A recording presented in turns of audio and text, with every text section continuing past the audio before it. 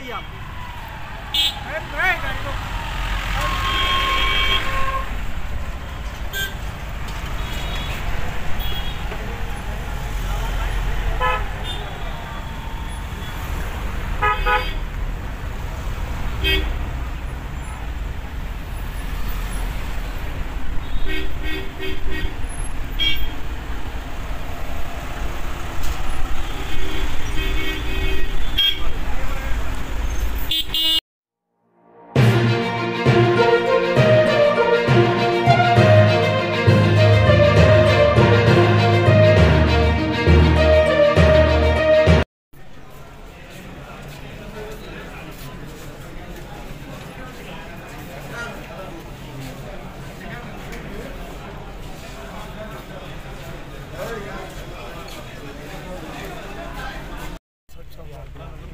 Democracy को आवाज़ को दबाने के लिए सरकार ने एक धारा ले आया 314।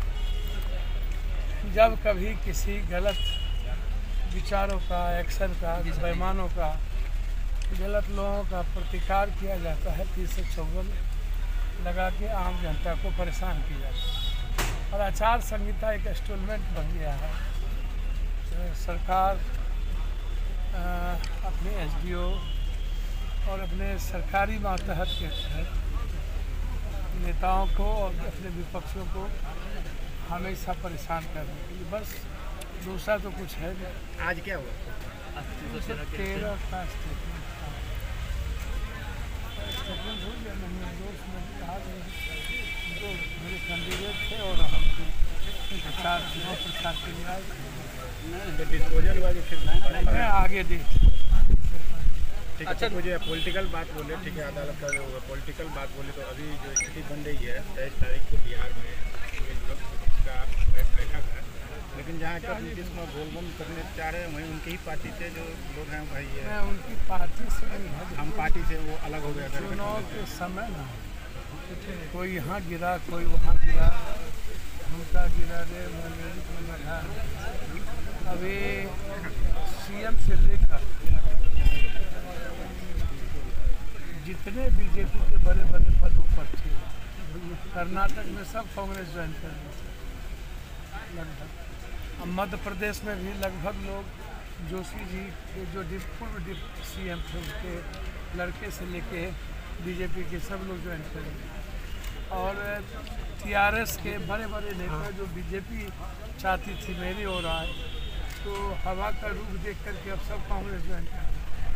तो जब चुनाव का समय आता है तो स्वाभाविक है जो छोटी बड़ी पार्टियां कोई भी चाहती है कि जितना अधिक से अधिक बार्गेनिंग हो सके।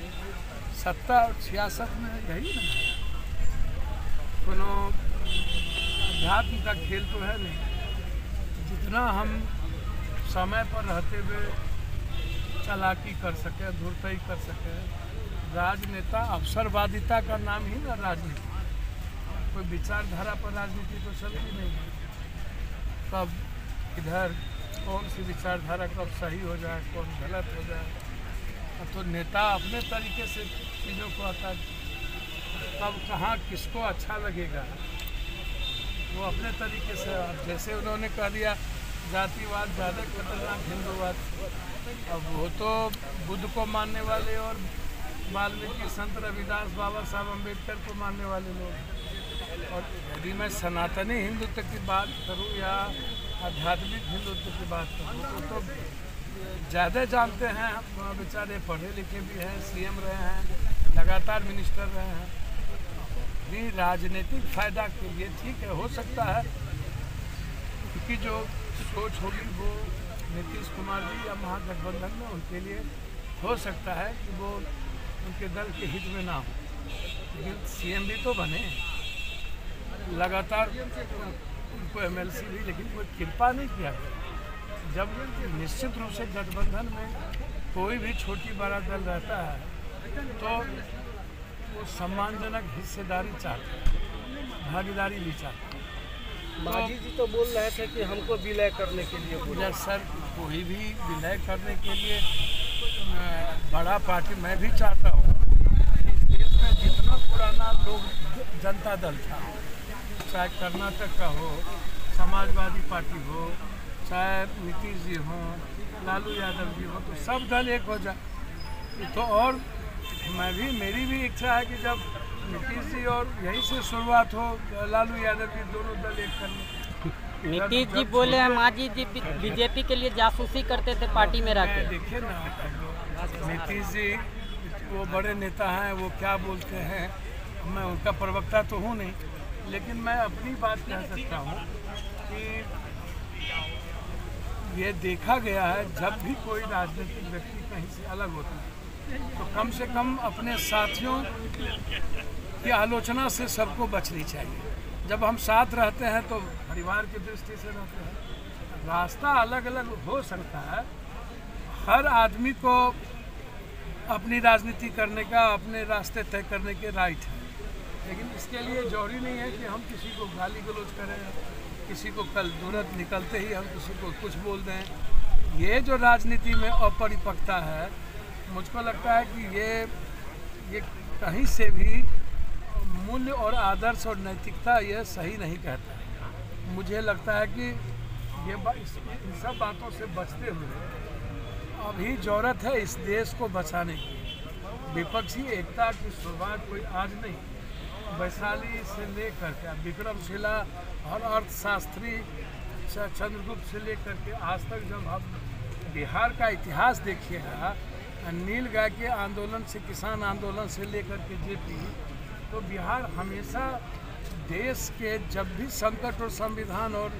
डेमोक्रेसी को संकट की बारी आई है, चाहे अंग्रेज के समय में हो, चाहे मुगल के काल में हो और चाहे वर्तमान लंबे समय में हो, तो बिहार हमेशा एक नया रास्ता तय करता है। बिहार के लोगों को चैलेंज करना बहुत दिक्कत जरूर है, इस बात को समझ। अन्य जगहों पर आप निश्चित रूप से दो विचारधारा अलग अलग हो सकती है, लेकिन बिहार में जब आप आइएगा तो आप इसको एकदम देखिएगा कि बिहार हमेशा देश को संकट से, देश को नफरत से उबारा है। देश जब भी उन्माद में हुआ है तब भी बिहार खड़ी है, और आज मुझे लगता है कि बिहार पर बड़े भरोसे की करने का जो पूरा देश का नेतृत्व ने, यह हम सब के लिए गौरव का विषय है। सौभाग्यशाली ये विचारधारा है। मुझे लगता है कि इस पहल को मजबूती है, और छोटे छोटे दल का सम्मान भी आवश्यक है, और छोटे दलों को अपनी यथास्थिति को ध्यान में रखते हुए अभी देश के हित में बात करनी चाहिए, न कि अपने दल और अपने हित में। महागठबंधन के लिए झटका है का क्या बात, मैंने आपको पहले कहा कि व्यक्ति जाता है, विचारधारा जब बिहार की बात आप करिएगा ना, नहीं, लोगों को लाने की बात मतलब बिहार में गठबंधन से बाहर निकल रहा है, उसको किस रूप में आप देखें? देश भर के लोगों, मैं तो चाहता हूँ चाहे अरविंद केजरीवाल जी हो, TRS हो, सभी लोग को जोड़ना चाहिए, सभी छोटी पार्टियों को, सहनी जी को भी, जो लोग ठीक है, बड़ी मुँह हर लोग बात है, हर लोग समय आता है तो बार्गेनिंग करते हैं। ये मंदिर में थोड़ी हम घर बचाने का लगता है सर, जो 23 तारीख को है तो नीतीश कुमार को रखना चाहिए कि सभी पार्टियां विलय हो जाए एक साथ, जो रीजनल पार्टी है। मैं तो ये आपका प्रस्ताव ये नहीं, उन्होंने आपने हमसे पूछा वो चाहते थे विलय का, तो मैंने कहा कि विलय चाहते थे, वो कोई गलत नहीं था, लेकिन विलय सिर्फ एक ही पार्टी का नहीं ना। मैं कह रहा हूँ कि विलय यदि हो तो बड़ा दल फिर बने, जनता दल बने, या कोई नई चीज़ें हो, जो जैसे समाजवादी हैं उत्तर प्रदेश में, मुलायम सिंह जी ने निर्माण किया, फिर लालू यादव जी हैं, नीतीश कुमार हैं, पुराने जितने जनता दल के लोग हैं, तो सब पर पहल शुरू हो जाए। और इससे एक में से खास तौर पर जब लालू यादव, नीतीश कुमार जी और मुलायम सिंह जी उत्तर प्रदेश और बिहार एक मजबूत विलय के साथ आगे बढ़ेगा तो ट्रस्ट और बढ़ेगा। तो हम तो आग्रह ही कर सकते हैं ना। दिखता है 23 तारीख को कोई नतीजा निकलेगा सामने, या कोई PM का चेहरा सामने आएगा जो मोदी को चैलेंज कर सकता है? मोदी जी अब तो बेहतर है इस पर। मोदी जी तो अब निगेटिव, आप वहाँ आइए ना, बहुत सारी बात बताएंगे ना। सर एक सवाल का जवाब, मोदी जी इस देश के लिए अब मीटर नहीं है। मोदी जी के पास पुलवामा, गोधरा, कश्मीर फाइल, केरला स्टोरी और आने वाले समय में कहीं रामायण तो कहीं सावरकर। मोदी जी के पास अब कोई रास्ता देश में, जब मोदी जी आम आदमी की बात कभी करते ही नहीं है। बेटी के सवाल पर मोदी जी ने कोई चर्चा तक, एक ट्वीट तक नहीं किया। और दिल्ली के पुलिस ने पॉस्को से क्लीन चिट दे दिया। जिस निर्भया को सिंगापुर से लाया गया था, तब सोनिया गांधी और मनमोहन सिंह एयरपोर्ट पर पूरा देश रो रहा था। देश को हो क्या गया, मुझको तो समझ में नहीं आता। इस देश के 40 करोड़ लोग मृतप्राय क्यों हो गए? लड़ने की हिम्मत कहाँ चली गई? किसान मर रहे थे तब भी देश के लोगों ने जाट और गुज्जर पर छोड़ दिया, पश्चिमी उत्तर प्रदेश पर लड़ने के लिए छोड़ दिया। बिहार और यूपी और हिंदी पट्टी उन लोगों ने कभी लड़ने की हिम्मत नहीं जुटाई। जब अभी मणिपुर में हिंसा हो रहा है और एक उग्रवादी नेताओं ने स्पष्ट कह दिया है कि राम माधव और असम के मुख्यमंत्री ने मणिपुर जीतने के लिए हमसे सहयोग मांगा और हम लोगों ने सहयोग दिया। अब मोदी जी के पास तो उग्रवादी, आतंकवादी यही सब न सहारा है। भारत जीतने के लिए मोदी जी के पास उग्रवादी, आतंकवादी, गोधरा, पुलवामा, एक्सीडेंटल पीएम, जननायक मोदी, अपने मियाँ मिट्ठू, कश्मीर फाइल, वो नहीं चले तो केरला फाइल, बजरंग बली, बाबा, इस सब के ओझा गुनी, झाड़ फूस, इस सब के अलावा कुछ बचल है? ना महंगाई पर बहस, ना रोजगार पर बहस, ना राइट ऑफ एजुकेशन पर बहस, ना राइट ऑफ हेल्थ पर बहस, ना 2000 पर बहस, ना नोटबंदी पर बहस, ना जनधन पर, ना स्किल पर, ना स्टार्टअप पर, ना 15 लाख पर, ना काला धन पर, ना किसान पर, ना युवा पर, ना बाढ़ पर। मिथिला में आए थे, बाढ़ की बात किया था, दे दिए मोदी जी पैसा। लेकिन सवाल का जवाब 5000 नहीं मिला। रुपया। हम सवाल ये पूछे चेहरा कौन होगा, इस पर लग रहा है हमको कि तो एक मत समझ, बनते आपको कह रहे हैं कोई चेहरा यहाँ मत तो बनता दिख रहा है। हम आप ये पूछना चाह रहे हैं भैया, आप लोग, आपको तो एक ठो लाठी के बात कर ले रहते हैं। यहाँ तो इतना चेहरा है ना, चेहरा की कमी है। अभी अमेरिका गए राहुल गांधी, तो आपने दुनिया क्या एक्सेप्ट किया नहीं देखा। 5600 किलोमीटर पर मीटर चल के और एक क्या दिशा दिया? कोई दूसरी बात किया? कर्नाटक में विकास के अलावा दूसरी बात हुई क्या? इस देश में आम आदमी के जीवन की सुरक्षा और उसकी ज़िंदगी और उसकी खुशहाली, उसकी तरक्की और महिलाओं की तरक्की और युवाओं के रोजगार और आम आदमी की ज़िंदगी के अलावे 40,000 रुपया महीना इनकम की व्यवस्था के अलावे, एजुकेशन के अलावे दूसरी बात होनी चाहिए। अब मोदी जी और बीजेपी यह बात करती है। 23 तारीख की बैठक में कांग्रेस कंफर्म करेगी नीतीश कुमार को अपना पीएम का चेहरा? सबसे बड़ा सवाल 23 तारीख का पीएम के चेहरे के लिए है क्या? नया में धन भेल बोलेंगे? ये बैठक तो इसी तरीके से मानी जा रही है। कह दिया आपको क्या बैठक तय हुआ है? एक प्रयास शुरुआत हुई है, अभी से लेकर के चुनाव तक। पहले भी आपको कहा गया कि लगातार प्रयास जारी रहेगा और भी लोग आएंगे कल, जो आज कल नहीं आएंगे, परसों आएंगे, परसों नहीं आएंगे, तरसों आएंगे। समान विचारधारा वाला इलेक्ट्रल पॉलिटिक्स पहले भी एक होकर लड़ेंगे और बाद में भी तय होगी कि कुछ लोग बाद में एक होकर के लड़ेंगे। यहाँ प्रधानमंत्री के चयन के लिए ये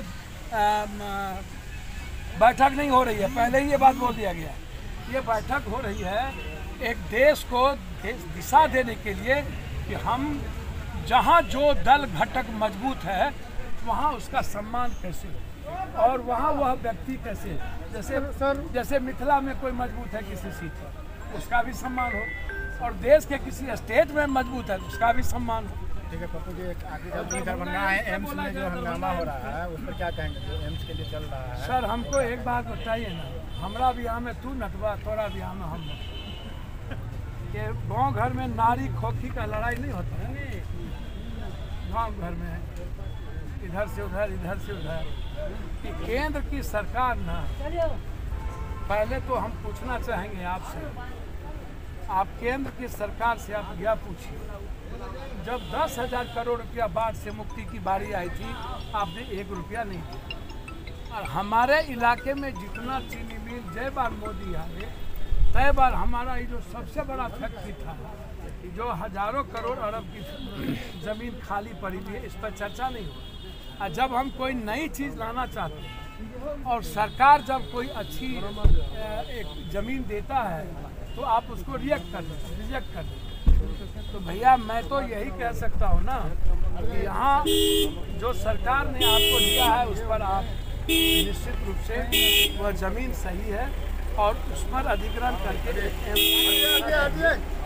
जमीन सरकार के पास नहीं है। सहरसा से लेके दरभंगा से लेके सहरसा से लेके पूरा मैं इतना आपको बता देता हूँ, बिहार के प्रति केंद्र का जो मना स्थिति है वह बिल्कुल गलत है। वह हमेशा से मोदी जी बिहार में जब भी आए न तो विशेष राज दिए, न तो मिथिला को विशेष स्टेटस दिया, न तो विशेष पैकेज दिया, न तो बंद पड़े फैक्ट्री को दिया, न बाढ़ से मुक्ति को दिया, न केंद्र को 1.25 लाख करोड़ रुपया दिया, न जीएसटी का पैसा दिया, न कोरोना का पैसा दिया। मतलब बिहार के प्रति कंप्लीट रूप से केंद्र का दुर्भावना देखा। 9 सालों में हम जो टैक्स देते हैं उसका 30% भी डेवलपमेंट में केंद्र नहीं देता है। मेरा टैक्स का 64% पैसा केंद्र रख लेता है। तो आपको क्या उम्मीद करिएगा केंद्र से? ये लगता है क्या कि एम्स को कहीं दूसरे जगह ले जाने के लिए पॉलिटिक्स की जा रही है दोनों पार्टी, क्या बीजेपी हो या सर? मुझको तो समझ में स्मार्ट सिटी की बात की, भागलपुर दरभंगा में 1 रुपया आज तक स्मार्ट सिटी का आपने दिया क्या दरभंगा बनाने में? दरभंगा की जो हालात है और जिस तरीके से हम दरभंगा में उलझ के रह जाते हैं 4-4 घंटा, इस गुमती पर 3 घंटा हम रह जाते हैं, नहीं निकल पाते हैं। क्या ये नज़र आँख में नहीं आता है कि हम रेलवे दरभंगा की रेल स्टेशन कितना रेवेन्यू देती है और उसके बाद आप हमको गुमती तक नहीं देते हैं और कोई लड़ने वाला नहीं। आप लगातार यहाँ बीजेपी के MP MLA लगभग आप उठा करके देख लीजिए कौन है। आरओबी बनाने में पेट में दर्द क्यों होती है जबकि 30-40% स्टेट को पैसा देना है, 60% केंद्र को पैसा देना है और एक पुल पार करने में हमको लग जाता है 3 घंटा। कोई आना चाहता है क्या दरभंगा? तो एक दरभंगा को एक खूबसूरत शहर बनाने में आप पागल हैं। हमको आप सौतेलेपन का व्यवहार करते हैं। एम्स कहीं भी आप दीजिए, मिथिला दीजिए, कोसी सीमांचल कहीं दीजिए, लेकिन एक जो सबसे ज़्यादा बीमारी है, आर्सेनिक है, आयरन पानी है, दम्मा है, टीबी है, कैंसर है, आप नेपाल से लेके बांग्लादेश बंगाल को लेकर के आप देखिएगा तो इस सीमांचल मिथिला और कोसी इसका कोई एक जगह होगा नहीं। तो एम्स आपने पटना में एम्स दे दिया, डॉक्टर दिया ही, आपको व्यवस्था दी हुई नहीं। अभी भी हम दिल्ली एम्स में जा रहे हैं। तो आप माहौल खड़ा करना चाहते हैं कि एक बेहतर एम्स देना चाहते हैं। हम चाहते हैं कि जो सबसे ज़्यादा पैसा रेवेन्यू एम्स में दिल्ली में जाके बाहर के हॉस्पिटल में देता है, सबसे ज़्यादा यहाँ पर हॉस्पिटल है, सबसे ज़्यादा माफिया है पूर्णिया के बाद, और पटना पूर्णिया के बाद दरभंगा, अब भागलपुर और गया। दरभंगा पूर्णिया में सबसे ज़्यादा मेडिकल माफिया, उसके बाद यहाँ। तो आप एक एम्स देंगे ना? पप्पू जी आपने सीधे तौर पर कहा कि एम्स 2 कोसी में दीजिए, सीमांचल में दीजिए या दरभंगा। यूँ कहा था जो 20 सांसदों ने लिख के जो दिया था, उस बात की आप पुष्टि करते हैं कि दरभंगा में नहीं हो? सर मैं पहले भी कह रहा हूँ कि जब बहुत क्लियर है इस मामले में मैं पहली प्राथमिकता जब दरभंगा में एम्स बनने का निर्णय ले लिया गया तो निश्चित रूप से पप्पू यादव उस प्राथमिकता के साथ खड़ा है। लेकिन एम्स हमारा भंवर में नहीं लटक जाए और कोसी सीमांचल मिथिलांचल को एम्स की सख्त जरूरत है, क्योंकि भारत में सबसे ज़्यादा पैसा बीमारी का और मजदूरी का सबसे ज़्यादा पैसा हम देते हैं। हम नहीं चाहेंगे कि एम्स कोसी सीमांचल मिथिलांचल से बाहर जाए और ये भंवर में लटके।